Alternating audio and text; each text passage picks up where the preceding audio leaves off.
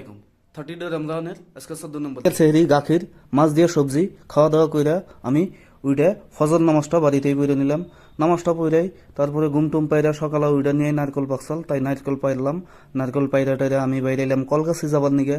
শরীরটা কিবা জানি ভালো লাগতেছে না, তাই অবাই আমি মেলা দিলাম। আইতে আইতে আমি আয়া পড়লাম কুকিলা। নামাজের সময় হয়েছে তাই আমি কুকিলা মসজিদে আয়া নিয়ে জোহর নামাজটা পড়লাম।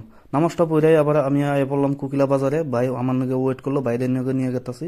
পোলাপানে দেখলাম হোলি টোলি খেলাইতেছে। আয়া পড়লাম অন্তিকা নবজ্যোতি কলেজ পার হয়ে আমি আইলাম শাকিল কম্পিউটার এন্টারপ্রাইজে।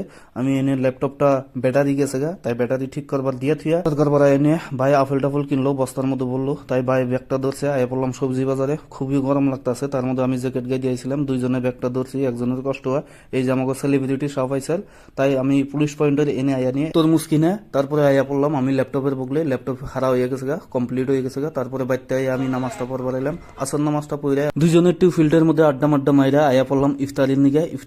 ইফতারি কইরে মাগরিব নামাজটা পড়লাম। পইরা নিয়ে একটুকা ঘোরাঘুরি করবার নিগে দুইজনে একটুকা বাইক নিয়ে ঘোরাঘুরি কইরা বাড়িতে আয়া বাইকটা থুইয়া আবার আইলাম মসজিদে। মসজিদে থেকে ঈশান নামাজটা পড়া বাড়িতে আয়া খাইয়া আজকের ভিডিওটা শেষ করলাম। খুদা হাফিজ।